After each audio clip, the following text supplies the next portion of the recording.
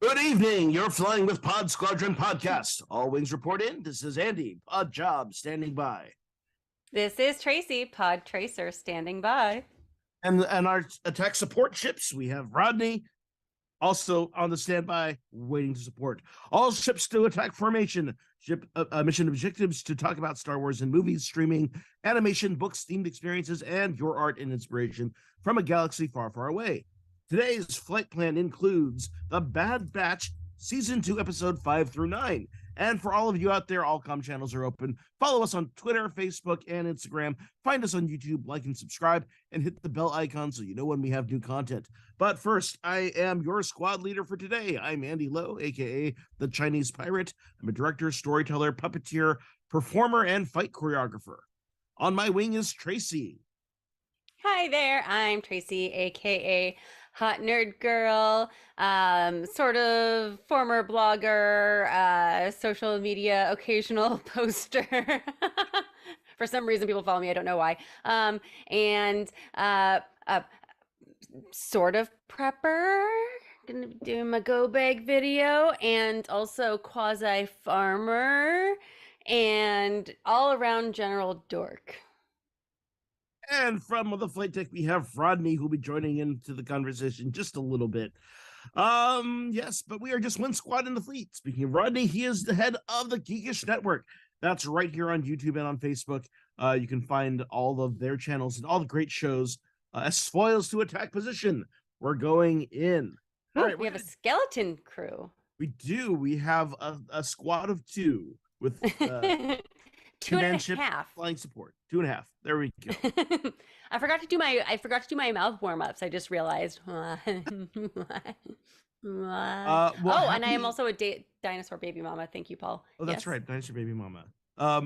Yes. So of course, today, Happy President's Day. Today. That's part of our. But just to the good down ones. To skeleton crew. We got folks who are busy, folks who have more travel plans than we do. People who get the day off. I didn't get the day off. Did you get the day off? I did actually get the day off. Well, I originally wasn't going to take the day off, and then I'm like, you know what? I worked through this whole weekend. This weekend was rough. I'm taking the day off. So good for you. Yeah. I'm proud of you, Actually Envy. taking my days off. How about that? But we are going to talk a little bit about the Bad Batch. So we are still in our process of catching up, doing these bundles of episodes. We're doing episodes 5 through 9 of the Bad Batch. How have you been enjoying the season so far, Tracy? Well, I sorry, I'm still a little COVIDy. I'm actually enjoying it more having watched this sort of second batch. I wanted to make sure, well, one, I had COVID for 2 weeks and I was bound to my bed and to my bedroom for 2 weeks, but and my brain wasn't all there. So for last week, I really only wanted to watch the episodes that we were covering. And I know that you and Lexi had kind of skipped ahead and that kind of gave us different perspectives. So I was kind of, especially after last week's episode, I was really excited to watch this next kind of bundle. And I mean, the episode 6 was probably my favorite episode of the series so far, so I'm excited to talk about that one. There was some things that I liked and some things that I didn't like. I have some things to amend regarding what I talked about last week. So yeah, I think overall it's so hard for me to remember like the whole first season because it was a while ago and I've seen so many things since then. But I am definitely recognizing some callbacks, and I think as a whole, I'm enjoying this season more. And I think it's because they're not babysitting Omega as much. Like she actually Yeah. has some independence and she's a little bit older and Omega. So yeah, what about you? I've really kind of been enjoying it as well. I mean, obviously, there's a lot of things in that kind of the transition as the Empire establishes itself that I'm probably enjoying the most, honestly. Hmm. And so for me, that said, 7 and 8 were really interesting to me in terms of how it kind of deepens what's happening in the galaxy during this time, and of course, kind of meta kind of contextualizes what we've been seeing over in Andor and other Hmm. things. So that's very exciting for me. Also just kind of the Clone Wars of it all, right? Kind of getting to see check back in with some of these characters that we may have forgotten Hmm. about along the way. And that is, of course, talking about episode 6 and um, some of the characters, of course, in 7 and 8 as well. So that's all been very cool to see for me. It was But politics, but not so politicky. Yeah, yeah. Well, I mean, it's still it's all that Palpatine stuff, right? Of how deep it runs. Yeah. And also just really interesting to see like what this means for the clones and of course the batch itself. As everything will progress. I got my spidey senses telling me we're building towards a clone rebellion. And what Oh, the well, yeah. implications of that are like. Yeah, I mean they played their hand. It's coming. But Right. yeah, how that leads into everything is going to be very interesting to see. But Well, let's and all this go. background and interlinking is really, like I said last week, the only reason why I really like this show because I'm not a fan of the animation style. So, but the Yeah. writing, it's good. Um. Okay, sorry. So starting As with you were. episode 5, though, too, this is kind of a funny thing. So I think last week we talked about there were some story points or moments, character beats that were very reminiscent of Indiana Jones in some of the earlier episodes, right? And then we get to episode 5, entombed. I don't know, however you Entombed. say that. Um, which is straight up an Indiana Jones episode, more or less, To me, it right? was like Indiana Jones meets Aladdin meets Transformers meets Godzilla meets Iron Giant. Sure. Yeah, yeah. Yeah, Um, it was really interesting too because it's like they kind of hinted at the time before the Jedi and just the ancientness of the whole galaxy. Can you Which guys hear Rodney? First of all, can you hear Rodney? I hope so.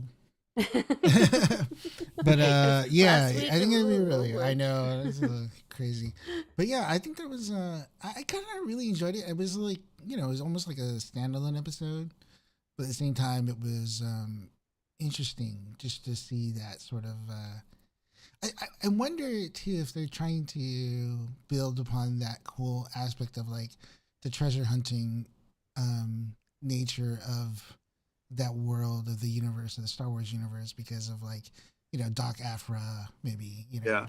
to try to like introduce Doc Afra because isn't that what Doc Afra does? She like goes around and like finds ancient Yeah, she's artifacts kind and of stuff. a Tomb Raider of the Star Wars universe, and there are others too, right? I mean, if you want to get into, um, um, well, okay, dialing back one more thing, I want to comment on you were talking about like the ancients, but they refer to the ancients, which it's hard to tell. So I haven't finished playing the game yet, but this reference to the ancients seems to almost call back to some of the things they hinted at in Jedi Fallen Order. Mm. And particularly even just the design of the giant robo at the end in the climax of the episode, even like the head shape of the robot almost looks like kind of the design of the ancients. So that was kind of an interesting little connection. Are Which you they talking didn't like about the Bendu or explicitly. like the Zepho? Are you talking? Which one are you kind of No, talking no, about? the ancients. This is a this is a Oh, reference. okay, okay. So and actually I think if They kept I going might, back. They're like, no, before that. yeah. Before that. But obviously, like something that's kind of force sensitive, like maybe precursor to kyber crystal type So, something. so in the game Jedi Fallen Order, they allude to a race of spacefaring beings they call the Ancients. They have a big kind of triangle head looking thing, and they were apparently a force sensitive race. Isn't that the Zepho? Is it the Zepho? I don't The know. Zepho have kind of try like a triangle, like almost like those things that doctors hit your knee with, but on both sides. Well, anyways, yeah, like I said, I haven't finished playing the game, so I only know little bits and pieces of this. Maybe they are called the Zepho, and I just didn't get there yet.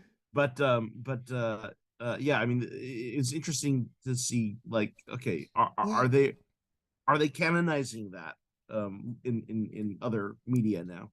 yeah, so I just did a really quick Google, Wikipedia look up, and it says the ancients, but they're called Scaranal, which she did Right. call them Scaranal, Oh, right? She did say the Scar. She mentioned the Scaranal several times. So it says the ancients were a group which predated the Jedi Order and Galactic Republic. The group was based on Scaranal. Yeah, and they created the war machine Scaranal, an ancient four-legged droid walker, which armed with a super laser. So that's what it right. was. Yeah. Huh. Interesting. All right.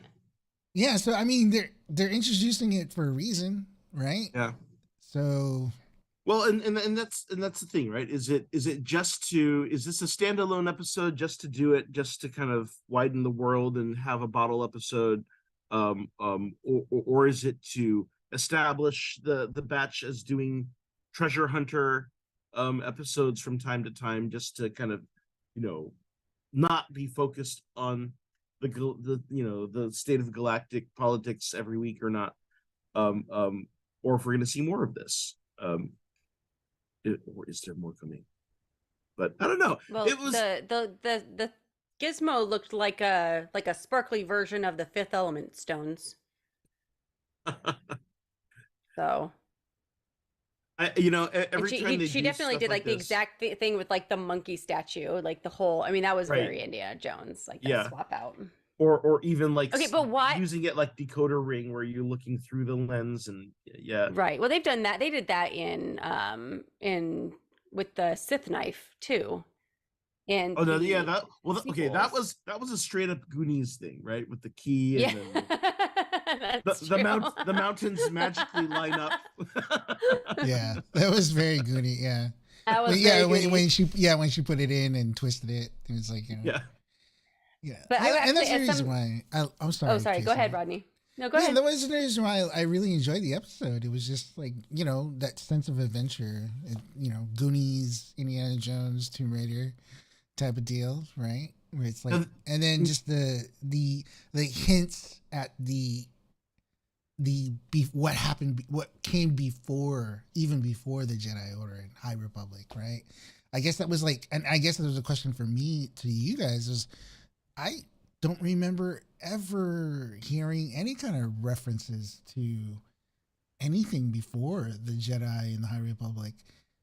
And I don't have a super deep knowledge into the EU, so like, do you think this is I the don't first? have. Well, no. I mean, there is stuff in, like I said, there's stuff in Fallen Order that I was thinking was echoing some of this stuff. And then I think there are brief small references in some of the High Republic books. And There's some of the other stuff. legends. Yeah. Yeah. Like about like a father, sister, brother, something. Well, Like yeah. There's almost yeah. like There's the Force gods too, of course. Force gods. Yeah. But and then even on on that's on the larger level, on the more personal level, in terms of how this how we see this affect the characters. It's also interesting for this to come after the episode we were talking about last week, where it's Omega discovers what a toy is, right? Yeah. And it's like the whole reason why they go on this further like treasure hunt is because she tells Hunter it'll be fun, and it's like, okay, she should be a kid. Let's have fun. Right? But it's on a very dangerous mission. On a very which, dangerous speaking mission. of which, as an aunt who takes care of my niece and nephew for chunks of time, why wasn't everybody is in their full armor and Omega's over there without even her helmet on, and we know that she has a helmet. Yeah, I do want Omega to have a little more armor than just a helmet. That was pissing me off that she wasn't wearing a helmet, and like things are crashing and nobody's like, Omega, you should probably put your helmet on. As we have like massive things all anyway.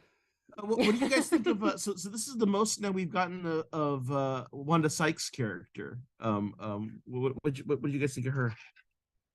Her voice is so distinctive that I just like I have a hard time separating.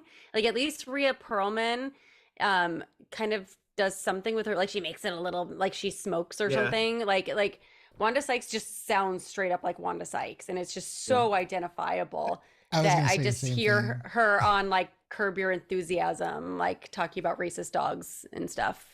I guess that's all I hear. I was gonna say the same thing. It's like it's too hard to separate the two. But I love her, and I love the character. What's funny to see too is like Omega is getting very excited by all of her tall tales and all her stories, and you can see Hunter getting a little jealous. But like even little subtle things in the animation where like last season there were all those moments where we'd watch Omega like mirror various members of the batch's like body language, or like take the same pose as Hunter or whatever like that. And then this episode we see her taking on poses mirroring Wanda Sykes' character. I can't remember her character name. But yeah, there's that little bit of jealousy as Fee. Where you see kind of Hunter kind of just going, she's growing up beyond me. I think she latches on to the older female characters though. Yeah. Like she tends to do that. Like she latches on to other kids and older female characters that could potentially be like a mother type figure. I mean, she is surrounded by nothing but testosterone all the time. all her 5 dads. Yeah. I think also too shows that as far as like it shows that one of her biggest traits right now is she's just like a big sponge, right? She's just absorbing everything. So and then it's just everything that's presented to her is just fascinating, and she just wants to learn about it. So that's a really good character trait, because it's also showing that like she's becoming more and more just a really, really special. Obviously we know that she's really special, but she's becoming even more special because like she's just able to incorporate and learn all these things, right? And almost like that's her talent or her, you know what I mean? Like she's just absorbing everything. So she's a smart kid. Smart kids tend to can be that way. They just want to learn about everything. So let's use this to kind of segue into the next episode, which is Okay, wait, episode but can we 6, do a oh, recap because we're okay. confusing people on the chat? Okay. A recap of which? Of the episode. Of episode 6? You said we're yeah, because you said we just talked about episode 5, but you said we're going to use that to transition to the next episode, right? Is that what you were saying? Yeah. So we Okay. want to do a recap of 6, not backtrack on 5, right? Right. Yeah. Okay. Yeah. Exactly. Yes. Okay. Yeah. So episode 6. This is sorry. Rewind. Episode 6, Tribe. So this is an episode where the batch are sent to Space Station Vanguard Axis. And they are trying to sell, basically forging chain codes for this, what looks like a whole group of droids. And that's when they find a captive who they ultimately decide to rescue. And of course, who is that captive? Only from like one of my favorite story arcs on all of Clone Wars. It's the baby Wookiee Jedi. Gungi. Gungi. Gungi or Gungi? Is it Gungi or Gungi? I haven't seen Gungi. Gungi. What do they say in the chat? I always think Gungi. Gungi. Yeah, I was thinking it was Gungi, but Gungi. Oh, it probably is. It's probably my brain like misses me. Oh, okay. So if you missed that story arc, there was a Clone Wars story arc where where Yoda was teaching a bunch of younglings, and it came time for them to go through the trial that was needed to be done for them to find their kyber crystal. And there's like this special cave that they take these younglings to. Are they Padawans at that point? I don't think so. I don't think they're a Padawan until they have a like a senior Jedi that they're they're just younglings. So anyway, and they go through all these trials to try and find their kyber crystal. It's going to become part of their lightsaber, and in the process of that, they're kidnapped, if I'm remembering correctly, and Ahsoka has to save them, and it's a whole thing. It's kind of neat. And we actually, I think I don't remember if it was Bad Batch or Clone Wars, but at some point we see them when Order 66 is called, and there's like a different teacher aside from Yoda who's teaching them, and we kind of see them a little bit older than that episode. I don't think we've seen them in Order 66. In fact, I mean, this is the first time I think we're seeing. I have a very distinct memory of them. It's like almost like from it's like a crazy alien looking Jedi guy that's training them, and then there's almost like a shot where it's like on the ground looking like almost like through the teacher's legs, the Jedi Master's legs, and you can see Gungi over here and like the other younglings with their lightsabers. Unless I have a very vivid imagination. And I swear that's a thing. I just can't remember what show it was in. I mean, I was going to say, though, this is the first time we've seen any of that group of younglings, which, does make you question, okay, is everyone else dead? Or are the other younglings out there somewhere? Which, we can now like cross our fingers. Well, that's where we get the video game from, right? Like in theory, that's the main character in the video game. Is he was like a youngling, but hadn't been trained, right? Well, but not from this group, not from that. No, not from this group. Yeah. Anyway, right. You mean from Fallen Order? Well, he was a Padawan. He was a Padawan to a master already. But but I don't think we've checked in with any of those other characters until now. I swear I'm not making this up. That's possible. It's possible. I mean, honestly, we've seen like Order 66 so many times now from so many different mediums, right? And it's like, it's a little traumatizing. It's like, oh God, we're doing Order 66 again. Yeah. Like, but he's very recognizable because of his like snaggle tooth. Yeah, and in fact, Wookiee, right? Yeah. And the only other Wookiee Jedi we ever see is Baryaga, right, from the books. Well, yeah, and he would be specifically from the High Republic era, so right, which was like hundreds of years before, right? Right.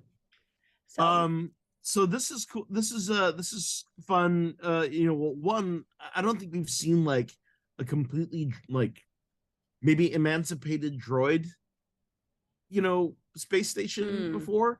So that was kind of interesting. I'd love to know more about. They didn't really go very deep into Axis that much, but that was interesting. But then, of course, that I mean, I guess it makes sense in terms of, since there is like IG-11, IG-88, that there would be emancipated droids out there that are just like, running. You sold us, now we're gonna sell you. Right. And yeah, so they've captured Gungi, with plans to sell him to the Empire. And then of course they decide, the batch rescues him and decides, okay, we're going to take you back to Kashyyyk. Which is another way that Omega shows that she might be force sensitive, because she feels like there's something really wrong. Well, so that's another interest. We were, the transition of the things that she ends up like sponging from the new people she meets, and everything, right? Where she learns meditation. They have this whole thing about how the Wookiees kind of listen to the trees. Yeah. I don't think we've spent this much time on Kashyyyk, honestly. I was gonna say that. I think that was another reason why I enjoyed the episode so much, was that I can't remember, and that was one of the things I was gonna bring up. I just can't remember we spending this much time on Kashyyyk. The Christmas special. Yeah, I guess the Christmas special. Yeah, but like even in even in the prequels, even in Clone Wars. Yeah, even in Clone Wars, it's mostly the battle. Yeah. It was just, and I think that was another reason why I just really, really enjoyed this episode, probably out of all the latest ones, because I've always wanted to like find out more about Chewbacca's homeworld, and see, the Wookiees at and then the aspect of that, of course, it's the aftermath, right? And right. Then, right. And so there's that aspect of it as well too. The Ents are dying.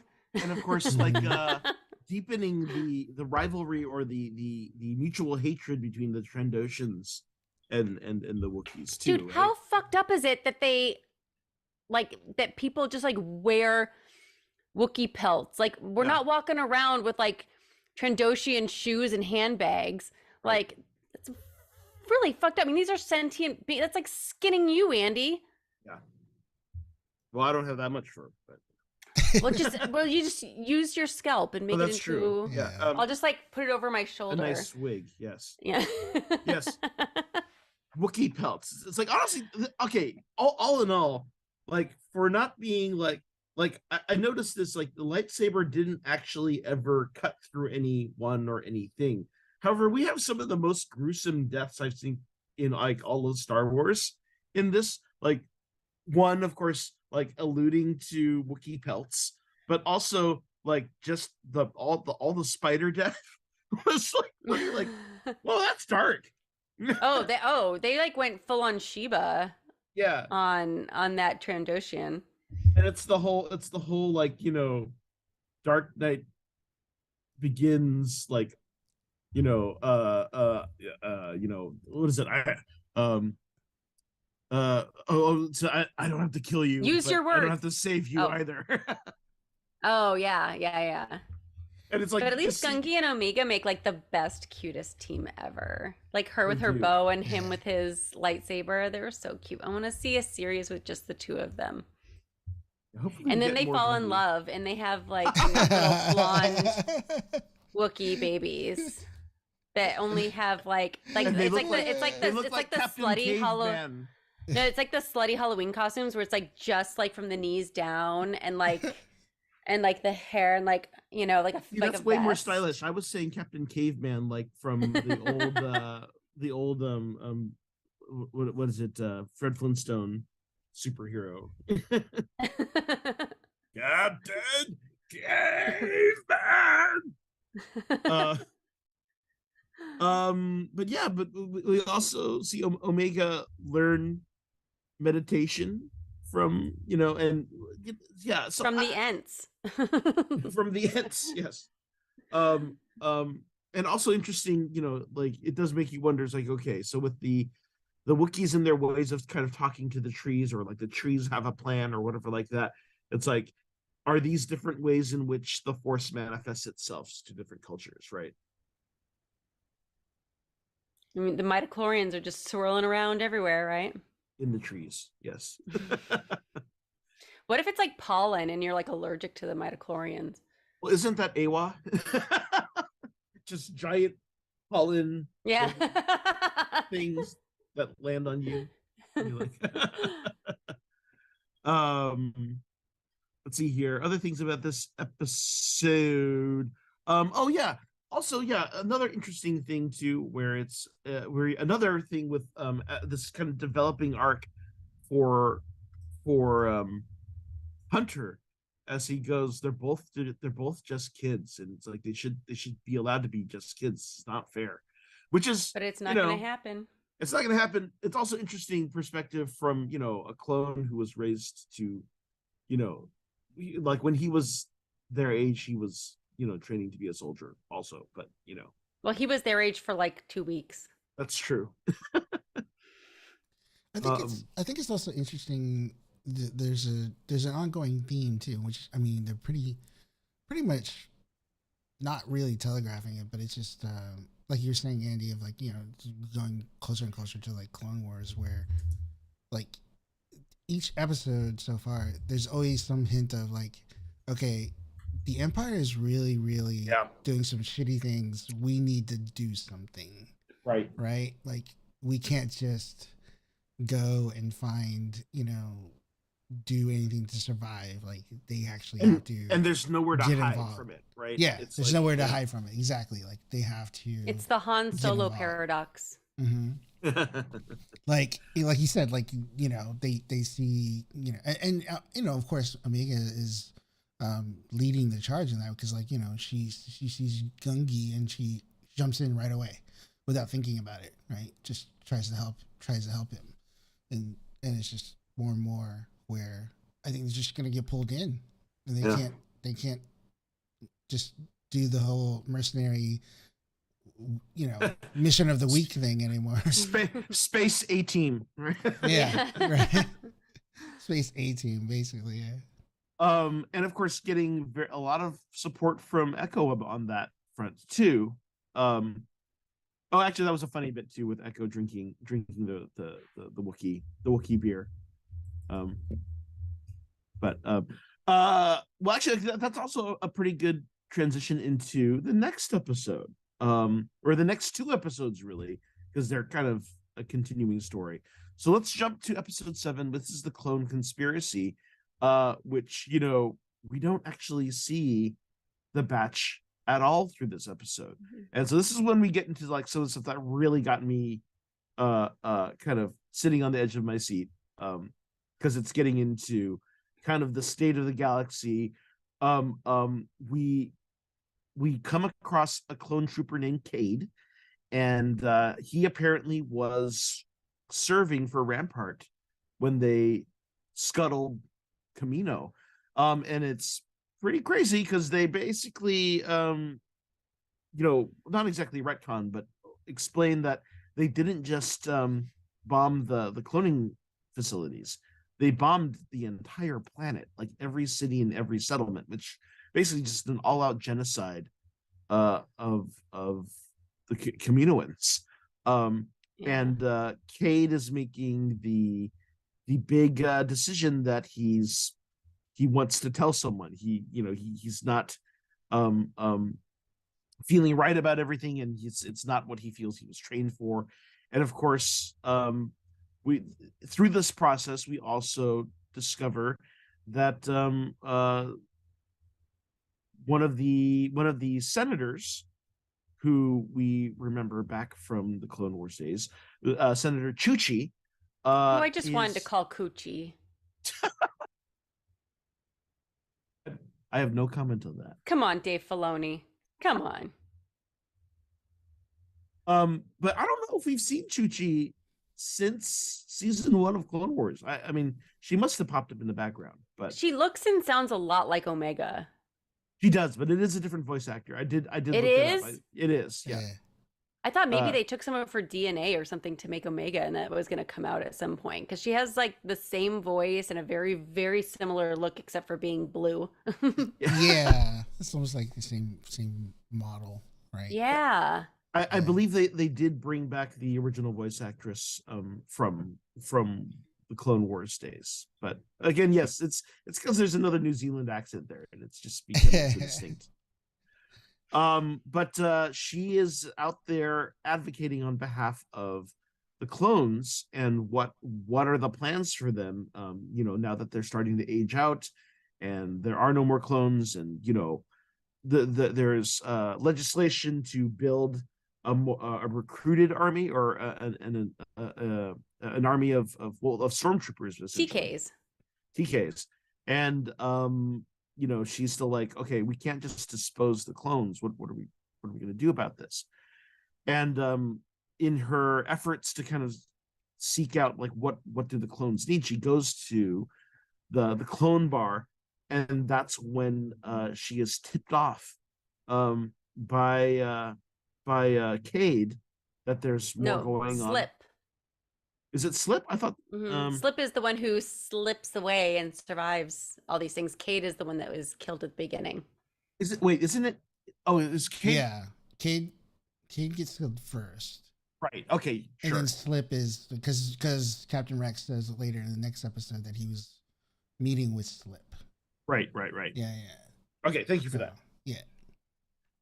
So now we have Slip, who is in hiding, trying to tip her off, doing the whole deep throat thing.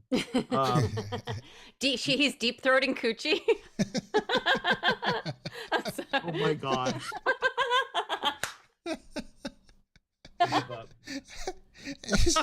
As soon as he said that, I was like, Tracy's gonna go there.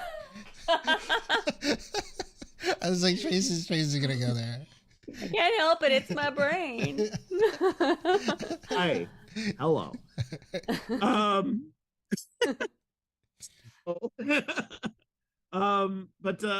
So we get basically a whole kind of political conspiracies arc as she basically tries to track down the truth, and ultimately reveals, I'm forgetting. I'm getting the two episodes mixed up now. Okay, wait. I have to. What happens? Where's your mind going? I'll make sure you're on track. Well, my brain wants to jump ahead to when the batch is brought in. To. Oh, that's the very beginning But that's the beginning 8. of the next episode. So what am I missing? So you're missing that she tries to escape. Okay, so there's like a weird like clone that's been somehow like reprogrammed, reconditioned to be like a super spy type thing, like almost like to like a cult level. Is that this episode, or is that the next episode? Yeah, that's this one. It's like the tail end of this episode, because it's she runs away, her guards are all killed, and Slip is killed, and Rex is the one that saves her. Right. There's an assassin who is in a strange armor. They kind of play it off like it could be Crosshair, and then it turns out to be just another clone who calls himself a believer and basically commits suicide. He has like an electric tooth that electrifies his brain. It's like the when he's cyanide captured. Tooth. Yeah, cyanide tooth, basically. It's like a little miniature toaster. Sorry. Is that everything in this episode, or have I missed anything? No, that's the next episode where he kills him, where he bites his tooth and. Right. We end with Rex basically going, I can help you get evidence, and he basically goes to call the batch. Yeah. Right. Pretty much. Yeah. In so many words. In so many words. Which brings the batch on to episode 8, Truth and Consequence, as the batch is recruited by Rex to through Sid, right? Which was interesting. Was it through Sid? Yeah, I think it was. I guess there's like a hologram of Sid saying, "You've been called to such and such." I mean, I guess they just set it up so that Sid is the point of contact. Sid is their manager. Sid's their agent. Call my agent. They head to Coruscant, which you'd think, right into the lion's den. This is the one thing where I'm like, okay, is Omega a secret, or are we just gonna let Omega be on TV behind the Senator Tucci? But okay, I think they forgot about that storyline, because she's just like, I'm a clone too, guys. Like Yeah. literally from like the second she was like, who are these guys? He's like, these are the clones you're talking about, and she's like, hey. Yeah. I was wondering about that too, because it was just like, if she's supposed to be in hiding and she's just like basically there in like public walking along, Well, alongside the Right. senator, but that and was yeah, that was the Camoans that she was trying to get away from, and now that they're all destroyed, who is she trying? They were the ones who wanted her back yeah, because of her DNA. yeah, Well, and And then she was the and then last. okay, and here's the thing, right? It also, everyone thinks that Clone Force 99 is dead, except for maybe Rampart, who might put it together that Crosshair did not kill them. Oh yeah, he figured that out in the lone clone episode. Right. A clone right. alone, whatever episode. Clone alone. yeah, Whatever it was called. And then even like, okay, so yeah, that was another question I wanted to ask you guys too. Is like, they're talking about like, so Slip and Cade, they're like, yeah, we were there, and we witnessed the whole thing, and we had to talk about it, and they have such attacks of conscience to the point where like he gets killed for it, but then the Bad Batch were really there. Yeah. They were Yeah. like the ones getting bombarded, and Well, they they've say never that. they say it later, but they never once were like, we should probably tell people what happened here. Well, I mean, You know what I mean? they do a quick throwaway line where they're like, "Oh, you were there. You should testify." And they're like, "But you're a deserter, and people think we're Yeah. dead, so no one will accept your testimony." So it's like, okay, that's where I'm just like, that's okay. I'll buy it. Fine. And that was Echo, right? Echo was the one who said, "Hey, I was there. I'll testify Yeah. for you." Like he just jumped right in. Right. Okay. Which makes sense because that's where he was being held, right? No. No, he was being held by the Techno Union. Right. Okay, yeah. But yeah, I mean, this is all interesting. So it's okay. So it's more interesting also to see, of course, more of the Senate, see more of how the Senate is operating. We also get to see That's where they had the chips removed. Sorry. That's what I was thinking of. oh yes, yeah. But we get to see Senator Organa again. Jim Smits. And he's recruiting Chuchi, it seems, too, but also kind of giving her pointers in terms of how to go about this. And ultimately they send the batch on a mission to basically sneak on board the Venator, the Venator class Star Destroyer. Well, not Star Destroyer. Onto Rampart's vessel. Rampart's Venator, to get basically the black box that shows proof that he went boom boom. Yeah, blew up all of Camino. And meanwhile they leave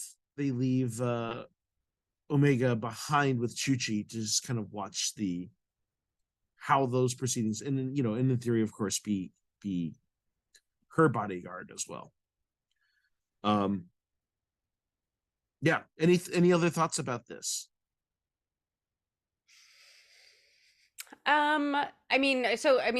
Towards the end there, we get where they present the evidence, about they actually show the hologram of the attack and what happens. Yeah. And, next thing we know, we've got, boom, boom, boom, boom. We've got the emperor coming up, like, pop goes the emperor. So yeah, so that's also an interesting thing of the Senate meeting without the Chancellor / the Emperor in the Senate at all, and just kind of having it being presided by the Vizier guy, the big blue dude. But of course, once there is like significant evidence on Rampart, then the sacrificial lamb. Yeah, and basically just throws him under the bus. And Rampart knew that it was exactly what was going to happen if any of this got out. And of course, he's able to use this corruption as a big mask to say, well, then see, so there are threats and there's problems, and you know, uh, uh, let's make stormtroopers, which is Recruit. which They don't make yeah, or yeah, but And then of course um, we end up with Echo staying with Captain Rex, which I was like, oh, I was really sad about that. yeah, but it's like it's like the stakes are getting higher, and of course it's to what Rodney's point from the last episode of it's getting harder and harder to stay safe or stay out of the shadow of the Empire. And yeah, Echo leaves, which is I get the feeling that he's leaving in order to fight the good fight. He's not yeah. leaving in order to hide. Well, that's the Yeah. point. Yeah, he's joining Rex. He's always been of that kind of like moral resolve of Mhm. We should be doing more, right? Yeah. So it's finally that coming to fruition, which I think is a cool thing. I mean, and to kind of know now he and Rex are out there, you know, Yeah. doing whatever they're doing. The B team. I think between this and Andor, I'm really enjoying looking into this phase of the timeline. Yeah, Like, you know, the start of the rebellion, the start of, you know, the aftermath of the Empire taking over, all that stuff. Like, I'm really enjoying it. Just the intrigue, the grander themes. You know, just it, it it just brings more texture and insight and depth to the whole. Because, you know, when we first see Star Wars, it's just like, okay, bad guys, good guys. It's just more nuanced, right? You see, okay, yeah, well, this is the reason why they're bad. Well, because they just decimated Camino just for the, you know, to set up, and Palpatine did it just to set up the clones, right?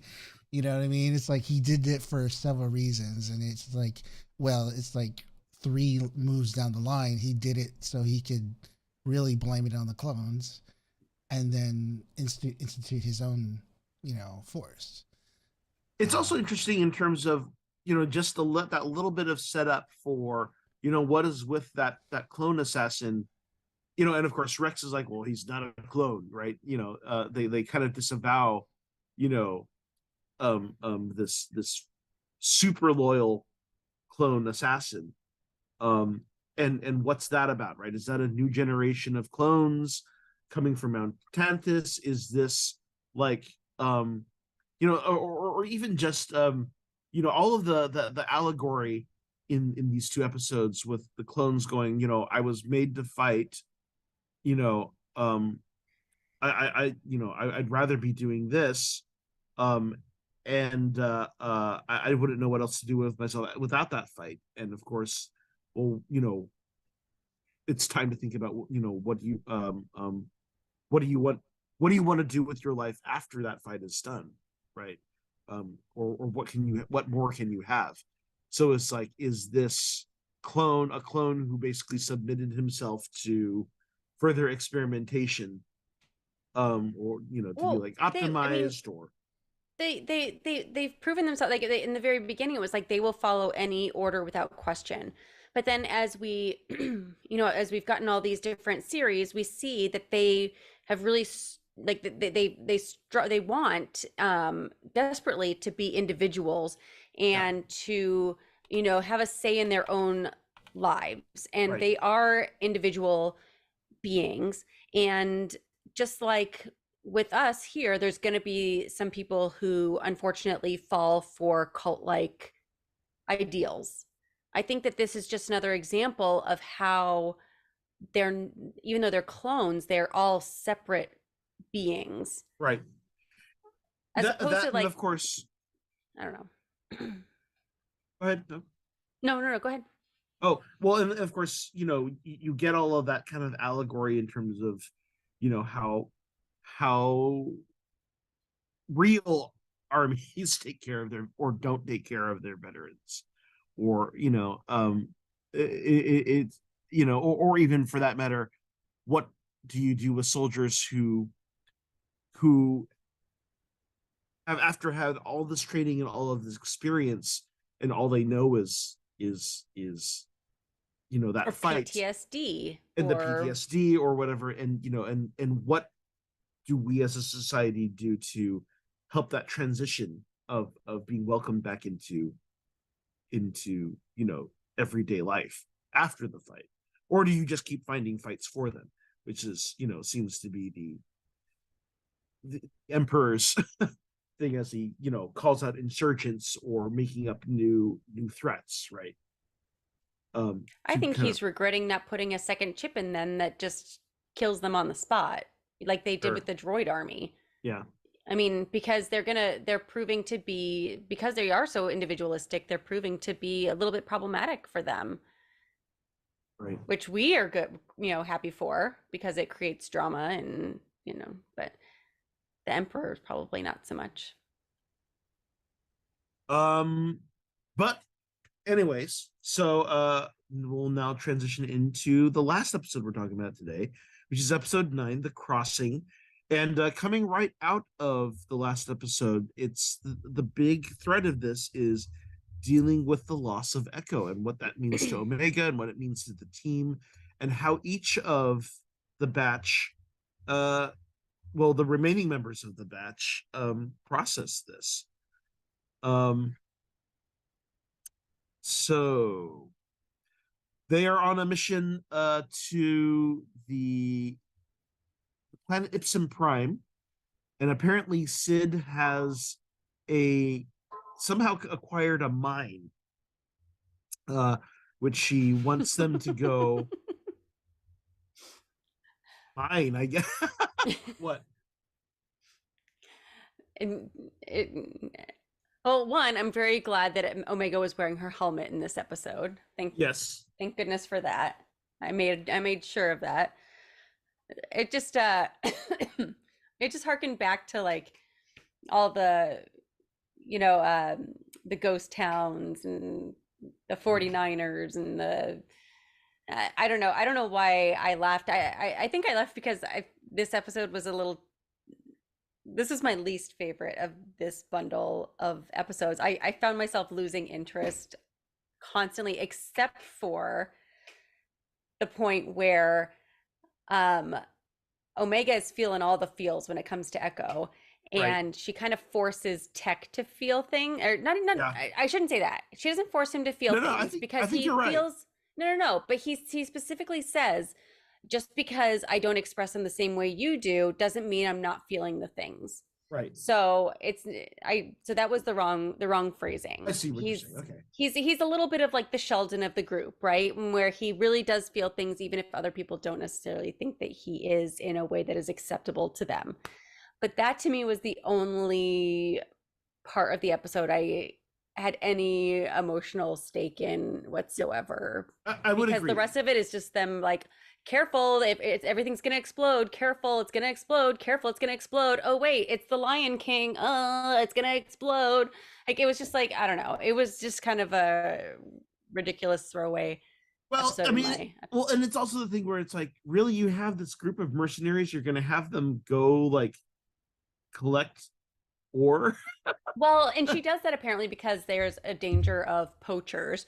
Yeah. Which, again, this is like an elite squad of modified clones who all have these different specialties and abilities, and they just let their ship get taken by, I don't know, some like random kid. Or they're a man short, I mean, who do you think that is, too, by the way? Like, I know Peter Griffin is saying in chat, he's saying it might be Hondo who stole the ship. Oh, yeah. I don't know. I mean, that would be fun for that to well, okay, well, one, I mean, I can never have too much Hondo Onaka, but So said he had the blue feathers. Oh yeah, I didn't know. Yeah, the back of his head, I did see that. I remember seeing what looked maybe like some shoulder length dreadlock type things. Were those feathers not? Like, I mean, locks? the dreadlocks would also indicate Hondo, or could That's indicate Hondo. yeah. That would be fun. Um, I Didn't mean, for the see purposes of feathers. the episode, the more operative thing was though that the ship gets stolen. They're stranded on the planet. Sid is no help. And Sid sent them there in the first place. So it's like it's all of these things coming to a head. It's Hunter, not feeling like he's being a sufficient father. It's Omega, feeling the breakup of the group of their family. It's Tech, and his continuing to kind of work on his interpersonal skills, and how he interacts with the world. It's the questions of, they were trained as soldiers, but now they have to, be people in society and Mm-hmm. part of a family. All of that were good character beats, even if like the main story was kind of like, You know what just occurred to me though? I think not only did she lose somebody who she feels like is part of her family, and truly because they actually had like some conflict, which she doesn't normally have with the other members of the Bad Batch, right? Because she felt really hurt by him, and then they made up, and he explained himself.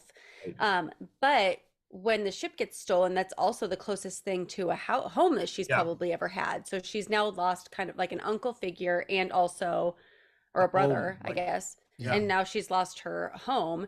And then when they get Sid on, Sid's like, man, you're on your own. And she's yeah, like, and all of them are just kind of like, bitch, we just did so much for you. Like, what the fuck? And it takes Tech like pointing that out and her being like, okay, let me see what I can do. Like, yeah. it's like, we kind of felt like there was going to be some kind of betrayal. I hope that this isn't the only betrayal we see. If so, that's kind of a little bit of a waste, I think. But yeah, and she's not even like responding to Omega at that point. She's responding to Tech when Yeah. she says that, okay, fine, I'll do that. But I feel like helping others just goes against her nature. Yeah. And she's on Ord Mantell. She's part of that shady underworld of the galaxy, right? Um, and of course, she is also, as we know, feeling the pressure of the galaxy as it's going to become harder for her to operate now that the Mm. Empire is taking over. So fear does a lot of things to a lot of people. And self-preservation. Yeah. Um, yeah. So episode, all in all, but some interesting character beats in terms of how they are building towards the larger arcs in the season. Will be very interesting to see how it plays out, because we just leave them stranded there. So we'll find out With limited rations. with limited rations. In a ghost town with a storm on the horizon, and we don't know what kind of storm this is going to be. Right, because it's Star Wars, so it's never just a storm. Right. It's a sandstorm, Exactly. it's an electrical storm, it's a magnetic storm, or whatever. Flash flood. I'm predicting Yes. flash flood. It also just occurred to me: is Gonki on the ship? Do they no longer have Gonki? No, he stayed behind on. Oh, he's still on On- Ormentel. Okay, that would make me sad. I like Gonki. Wait. Oh, honky. No, I thought you were Gonki. saying The Gonk droid, Gonki. I thought you were saying Gonki is a I thought whole you were, other thing. yeah. I thought you were talking about the Wookiee Jedi for a second. No, that's Gungi. Gungi. But Gungi. Gungi. Peter says it Gungi like me. Gungi. It sounds I like have to go back. grungy. I have to go back and see how they pronounce it in the show, but it just feels like Gungi to Gungi. me. But yeah. Now, of course, I don't know how you get to Gungi from Yeah. how that enunciation changes. Any other thoughts about this batch of Bad Batch episodes? No. It's dead to me. It's dead to you. How many episodes do we have left? How many are there total? As I say, there's like 16 total. Yeah. So So we are up Like 7 to more. the last 7. yeah. So it's like pretty much, more than halfway. And I think the last one up is on March 29th. And when does Which means- Mandalorian season 3 start? March 1st. 1st. So there's a little bit of overlap. Yeah, a little bit of overlap. All right. It's gonna be interesting. But yeah, I'm So- enjoying. I think it's the last one. I'm enjoying the season very much. Like I said last week, I think some of the, just some of the shots are just like, wow, that looks so good. The Yeah, animation is it's so yeah. much better than when Clone Wars started. I'll give you that. Yeah, It's just still not like, my favorite style, but the use of textures like the smoke and fog and just the overall feel of it is just really really good to me, just really really standing out. But yeah, as far as the animation and characters are still based on the old Clone Wars stuff, right? So they can only do so much. But as far as like just the setting and just some wide shots are just really really cool to me. yeah, some of the background landscape stuff looks almost like actual filmed footage. Yeah, Now that said, though, remember, like Clone Wars started what 15 true, 15 years true. ago. Yeah, true. At There's been a lot least, of yeah. Like- advancement. Yeah, Yeah. And was not being funded by Disney. What? Still Lucasfilm though. They still had. It was It's- Lucasfilm. It's just the how you can produce television grade animation, and honestly, like episodes were very expensive for the time too.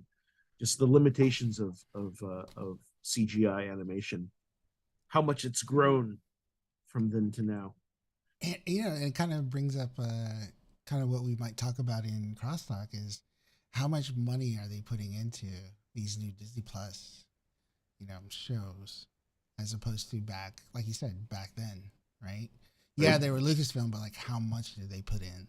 Whereas now it's like it seems like they're putting a lot of money into Bad Batch, and all of them really. Yeah, agreed. Well, and of course, in animation is cheaper. The textures are cheaper. They've learned so much over time too. But that is our episode for this week. Next week we'll come back and we'll catch up on episode 10. And then We'll have an hour to talk about one episode instead I of know. five episodes. What Fast are we going to talk tracking through about? it. I know. Oh, we'll find something. We'll find we'll find something. Hopefully, maybe we can get a guest on. We can have a conversation with. We'll see. We can And do. then, of course, We gotta get Howard back to talk about all the different themes, because Yeah. the score of every episode has been so different. It would be fun to get Howard back. Interesting too, like maybe even catch up on like an Andor, the music of Andor too. Yeah. Mm-hmm. That'd Yeah, be there's a really lot of interesting. things in the music there. The other thing too is in a couple of weeks, then we'll be having new episodes of The Mandalorian. So we'll be talking about both. So we'll have plenty to talk about. Oh yeah, for shizzle. But for now, we're going to be jumping into Crosstalk pretty soon, right? Or do we have the folks? Welcome, Hi. the folks. Hello, Welcome to everybody. the Crosstalk. How are you guys doing? How's your weekend? Oh, good. How was y'all's Had a weekend? long weekend. Yeah. How's your weekend? Yeah, I had a long good. How weekend, was so y'all's weekend. President's Day. We were Yeah. off today. Very Randy. nice. So okay, just quick thing. Huh? Did anyone catch Ant-Man? I did. No spoilers. Okay, No sorry. spoilers. I won't say that. No spoilers. But I yeah. did. Well, it's interesting because Ant-Man is of course probably one of the lowest reviewed Marvel La, la, movies. la, la, la, la, la, Yeah, I la, hear la, that. la. I heard it's Um, one of the most reviewed. But did you guys enjoy it?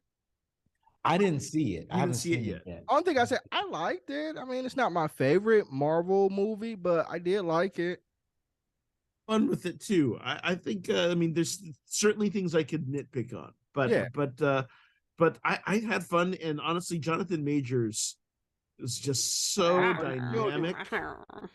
You know, yeah, a whole bunch Okay. of women like I know. In He got my super theater, buffed. Yeah. Oh my Like- God, he is so buff. No, Oh, I mean, wait, Well, did you the guys only see? thing I'm gonna say is no spoiler, but like no there's spoiler. a fight between him and Ant-Man. I'm like, Ant-Man's gonna get his Yeah. Paul Rudd's gonna get his ass Yeah. kicked. Before that, like when they just faced off, I was like, nah, it's not gonna end well for him. No. Ain't no way he beat Jonathan Majors' All that Creed training coming out. And you're like, Right. Like, nope, this not gonna happen. Sorry, Paul. If you haven't seen Paul Rudd on Jimmy Fallon, there's a segment, his most recent appearance, there's a segment where Jimmy Fallon compares Paul Rudd and why am I just blanking? Jonathan Majors' Men's Health magazine spreads, and it is hilarious. I bet it is. I bet. Because the discrepancy is just so visible. Like it's like they lie you like, well, this is not going in well for you, Mr. Ant-Man. I mean, I would do either of them. So, I mean, let's be real. They're both very, very attractive guys. Yeah. Jonathan Majors, I was like, you see the new spread he did with Vanity Fair? I said, look at Jonathan Majors trying to become the sexiest man alive. well, so Oh, okay, he this is will the be. funny This thing. year, he will be. Oh God. Well, so this is the thing, right? It's like I went in the theater, and of course, in the trailers before the movie, they have the Creed 3 trailer, and already like all the ladies in my theater are like, "Ooh!" Like, and of course, during the movie, it's like it's like he gets a bit of armor ripped off or something like that, and like you get a little arm there, and like, "Oh!" I'm not gonna lie. I came home and did a few curls after I saw him. I was like, I might need to step it up just a little bit. Just a little bit. So I was like, Just a little bit. Just a little bit. Just a little bit. He's having a good run with it right now, too. He has like 2 more movies coming out this year. No, man. Or Wow. a TV show or something like that. I said he should have Lovecraft Country. We ain't gonna talk about that though. Oh, no Peter kidding. Griffin said I did a sit-up. See, Peter was with me in the chat. He said I did a sit-up. So I feel you, Peter. I was like,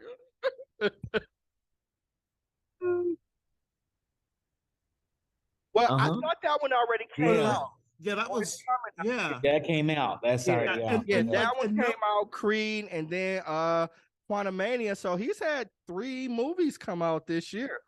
Well, and I was gonna say, is that a spoiler or not? I don't know if that's a spoiler. He's having a major year. He is having a major year. But I do want to get to the crosstalk question though, because it's somewhat related. So that wasn't the crosstalk question. It wasn't. It was just me just riffing on that. But transitioning from that, right? So there's been a lot of shakeup, of course, as Disney has transitioned away from Bob Chapek and back to Bob Iger.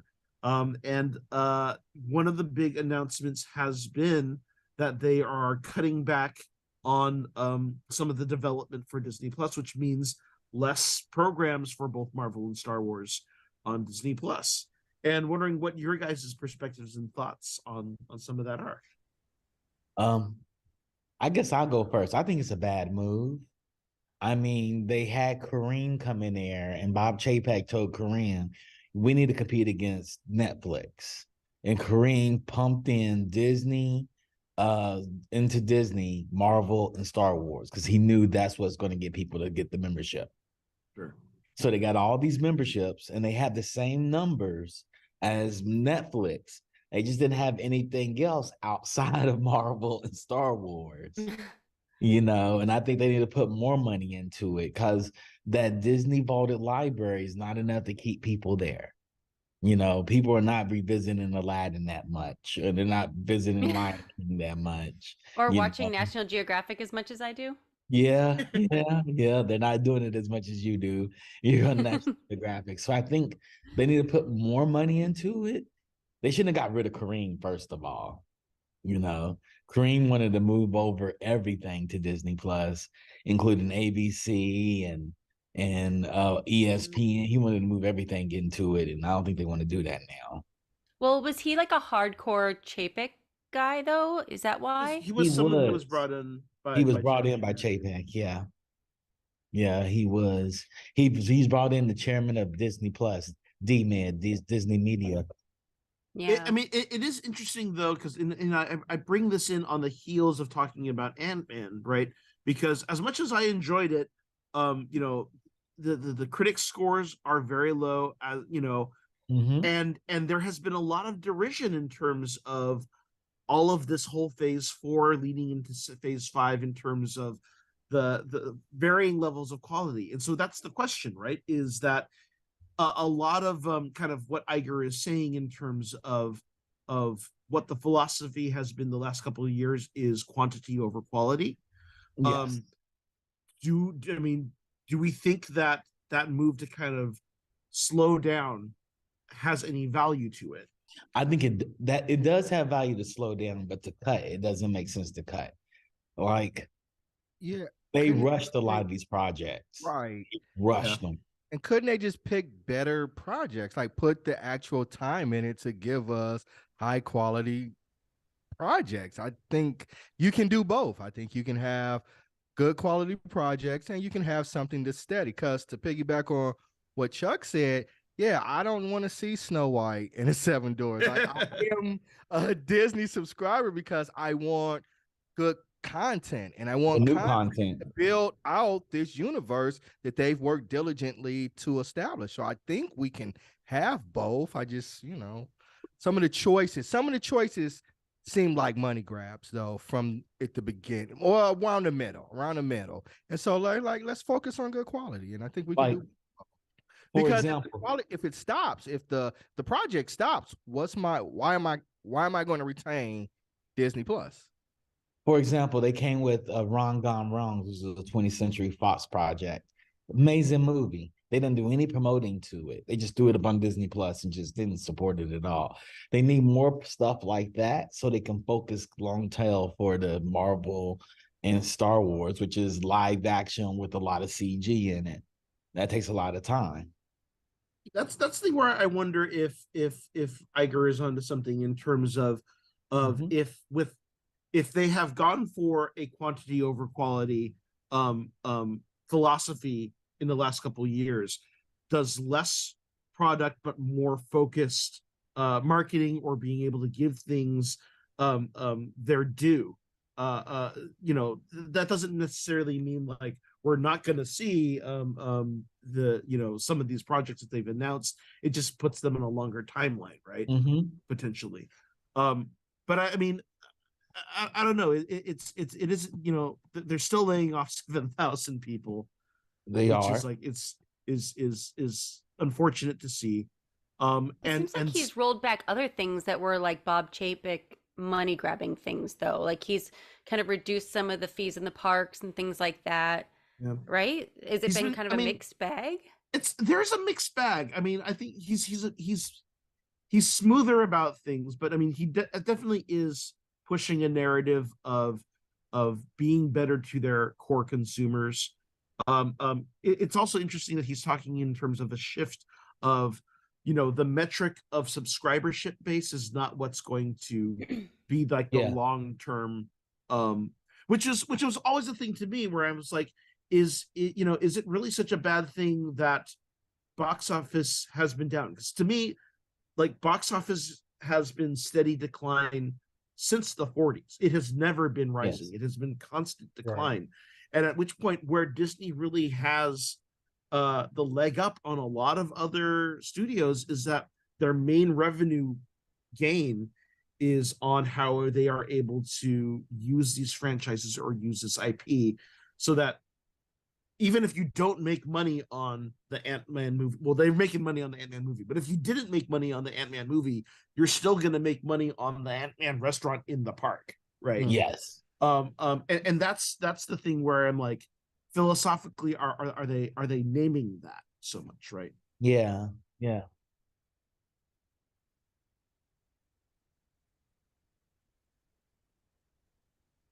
Well, They that was the did. whole They reason did. for it, right? The whole Disney Vault. 3 weeks. And like the giant padded VHS. Right, yeah, thing. because I still have them.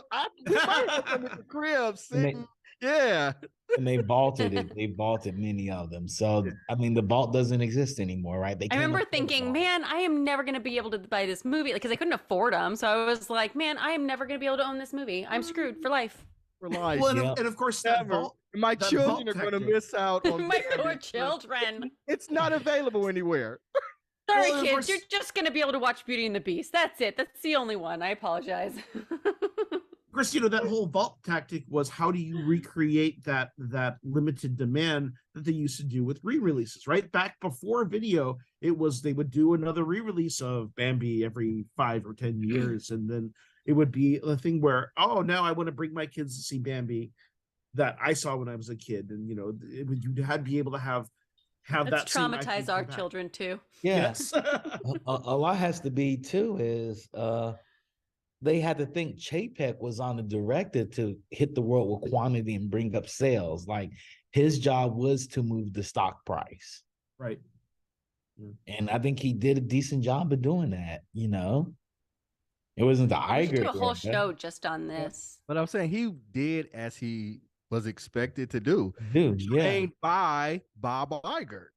Like he would have never been in a position to get the job if he didn't have the consent of Bob Iger prior to that. So Yeah. So why was I there mean, like this it hostile depends. takeover to take because it I back? feel like people don't want to give up power. I just feel like that. And it's like, Yeah. No, but Let it was the like, comeback. even Well, like but the it was all- shareholders, like people hated Bob Chapek. They Th- did. I mean, this is They the did. thing, and there was also a lot. There's still a lot of rumors about the people who Iger was grooming to become successor that Chapek was pushing out or having fired. But like Um, that's standard practice. I mean, when Yeah. you start at the top, it's like the successor takes over, and then they usually fire all the people that were in competition. Oh no. This well, I mean, this was before Chapek took office. He was Yeah. he was removing his competition. So Oh, yeah. I mean, so that's the question of, was Chapek even his choice, or was he kind of Chapek was the second choice. The first choice, I forgot the guy. His name is Mark something. right? And he ended up leaving the company. Yeah, but like He ended up this is leaving the company. Like Game of Thrones. he was like, oh, you're gonna put me in competition with somebody else? I'll just leave. I'll make it Well, easy for you. I'll just and- leave. And one thing, because I report to one of the directors of my company, is that you have to choose like 2 to 3 potential successors, like 10 years before you think they might take over. So their relationship 5-10 years ago may have been way different. And then if his first choice left the company and his second choice is the only other one that's kind of in the pipeline, who's been kind of, under him, been learning the job for 5-10 years, there's not a whole lot you can do. But I think Bob Iger's wife said, oh no, I'm sick of having you at home. You go back to work, bud. Well, he was also Yep, supposed to run for But president.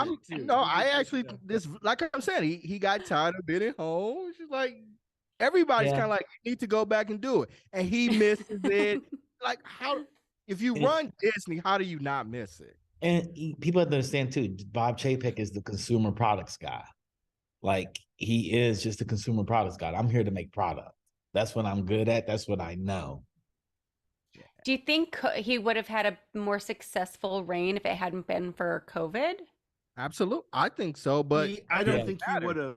it I doesn't. think I feel like if you look back at like kind of the I mean, even when he was in charge of parks, that was the point when like maintenance in the parks and investment in Imagineering was at its lowest. I Yeah. mean, and that was the thing. But for a lot of the hardcore Disney or theme park fans, everyone was like, when he comes in, things are going to go Yeah. to crap. And Yeah. and a lot of those decisions, it's like he's a cost cutter. He's someone who does not Mhm. invest in the cast members or the employees, and he is not a creative, but he thinks he is. So he centralizes a lot of he centralizes a lot of power and decision making to him, and Yeah. it But they pushes knew out that. a lot of creatives. They had to Yeah. know that. Like he's built a whole career on being a cost cutter, on reducing those things. They gave him the job because they felt probably like that's what they needed at At the time. And Mhm. Bob Iger doesn't necessarily might want to be the person that's responsible for all the job losses. And then he comes And- in and Still has But to. but they're about to lay off 7,000 people. Right, but I'm saying, but he Yeah. comes in later and Yeah. still has to do it. So it's like there are people, Mm. they hire people like you are the bad guy. Yeah. Like talk to Bob. Talk to Bob. I mean, I read a lot of corporate things. Like it's more Game of Thrones than it is like civil. Totally. Civil, Yeah. No, civil thank companies, you. right at that Yeah. level. So it's like, yeah, you're the guy. You cut all the jobs. I get the credit, and then you come on and take over. Said though, Yeah. I do believe that when Iger had first announced that he was going to retire, his goal was to run for president, and ultimately, like he gave up on that dream, and that opens up the door. But I mean, his timeline was originally based on, him. Was that the He election realized that he Biden couldn't eventually run. won, or was he Yeah. thinking the future beyond that? No, it was the election that Biden won. Was he ever even a factor in the election? I don't remember him being a factor. He never actually threw his hat in the race, but he was starting. He was starting Yeah. to build. I think when Trump became president, it kind of opened up the door for the Yeah. waspy white men to be like, yeah, I can do this. And so it's Yeah. like, so if you notice at that time, like a lot of them started getting questions. Could you be president? Would you be Right. president? I was at a company and we had a town hall. The CEO came. I'm not gonna say what company it is, and it was some woman. She was like, "You should run for president." He's like, "Are you flirting with me?" So everybody starts laughing, but like it's in his head. So I mean, Oprah was trying to push him to run. I mean, it was like, Yeah. At least he ran a company successfully, like for real though. Yeah. Yeah. And a but lot that has said- to do. Oh. One thing that's of Disney too is they have layers of management, and Bob Iger was like, everything's decided by committee here. I'm just gonna flatten it. Yeah. I'm gonna level it, flatten it. You shouldn't have s- business people making creative decisions. which should no, you should. You shouldn't. It should be a balance. Mm-hmm. Every part of it should have a voice, and And maybe that's why can't they be worked all or well nothing. together. Chapek and Iger worked well because Chapek was the business and Iger was more like leaned in towards creative. And then when Iger left, Chapek was to his own devices and he was like, I'm turning this into General Motors. It's like we've got an assembly line of product that we're pushing out every single quarter to meet these targets. So that said, if you want to get into all this and more, please stick around. Check out the Geek Feast show. We should wrap up though. Thanks for joining us here on Monday nights. Again, we will be here next week. We'll be talking episode 10 of the Bad Batch. And of course, getting ready for Mandalorian season 3. Maybe we'll do like a quick season 2 recap, or for those of you who did not watch Boba Fett and go, okay, this is what you need to know. And you guys should join us on Bingeworthy. We're going to talk about Bad Batch season 2 when it ends. So you have an invitation to come sit in on Bingeworthy, and we talk through via our rating scale. Indeed, yeah, I do enjoy We did it last time, right, Andy? We did it last time for the Book of Boba Fett. For Book of Boba Fett, and Lexi you guys and you turned my opinion around. It was like, oh, that was Travis, I think, or it might have been me, but yeah. Actually, I mean, I okay, well, yeah, we can get into all that later.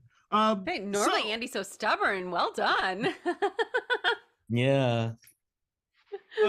So come back and see us next week. We also want to see all of your Star Wars creations. Do you cosplay, make fan films, build droids, build models, build stuff on Etsy? Show us how your Star Wars has inspired you, and we might bring you on the show. Thanks for joining us here on tonight. We're here on the Geekish Network. Please follow Geekish Network on YouTube and Facebook, and subscribe to the channel. Thanks for joining us here, and of course, thanks to Rodney. Yay, Rodney, the voice. And then of course we are the Pod Squadron. Please check out our content on podsquadron.com. Like and subscribe. Follow on Twitter, Facebook, and Instagram, and YouTube. For podcast subscriptions, you can subscribe on Apple Podcasts, Spotify, Stitcher, or your favorite podcast app. I am the Chinese Pirate at Chinese Pirate _ on all platforms. I am Hot Nerd Girl on Facebook, Hot _Nerd _Girl on Twitter, Hot Nerd Girl Official on Instagram. And stick around for Geek Beast. All wings to return to base. Course laid in and prepare to make the jump to light speed on my mark. And remember, the truth we cling to depends on your own point of view. Only the Sith deal in absolutes. Good night. Bye.